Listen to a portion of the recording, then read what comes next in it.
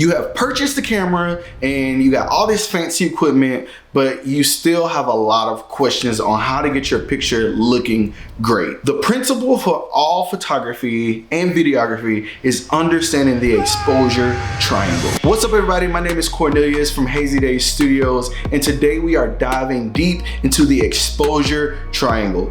The exposure triangle is basically how to get your light looking right. So there's three parts. You have ISO, shutter speed, and you also have your aperture. So these three things work together to create an image that is to your taste.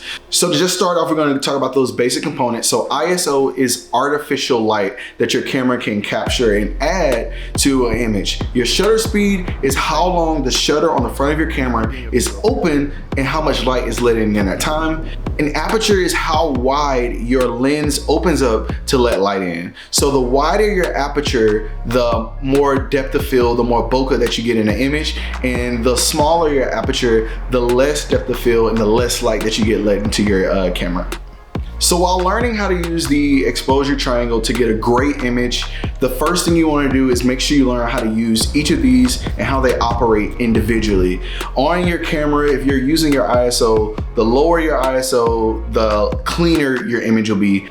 A low ISO is super ideal for most scenarios. So if you're shooting outside, your ISO is usually going to be a lot lower because there's so much light if you're shooting during the daytime. Obviously, if you're shooting at nighttime, you're going to need a higher ISO so that you can get more light into your image. One of the benefits of today's cameras is that they have advanced so much and they have a large sensor. With a large sensor, you're able to let in a lot of light. That way you don't affect the image too much and add too much noise.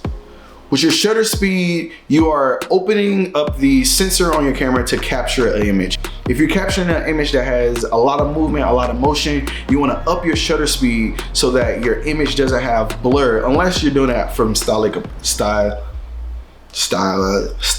approach. Unless you are doing that from a stylistic approach. If you are attempting to do a long exposure, it just means that you're gonna have your shutter open for a longer time. That's what people do to capture like really cool shots of waterfalls, things like that, so you can get the motion of the water moving through your image, and it creates a really cool milky look. And we'll do another video on that in the future. Last but not least is aperture. So your aperture is usually connected to the lens that you are shooting with. Right now I'm shooting at a 1.8 aperture, which creates a shallow depth of field, which actually gives you a lot more blur for your perspective with your image. When it comes to blur and bokeh, a lot of this is in relation to your subject. So I'm about 4 or 5 feet away from the camera right now.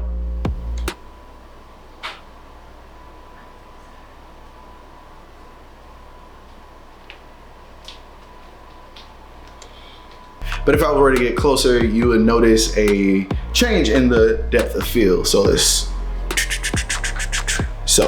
as we get a lot closer like we are right now, the background behind me has become a lot more blurry or more bokeh. A lot of portrait photographers are going to shoot with a wide aperture, which gives them a really shallow depth of field to really isolate their subject, so you get the most emotion out of your subject's face and out of their eyes. This is just a overview, a basics, a introduction, so you can really understand the exposure triangle and how everything balances out to create your ideal image. We'll be making more videos in the future. If you have any questions, drop a comment, like the video, subscribe, hit the notification bell so you get notifications every time we drop a video, and we'll see you next time.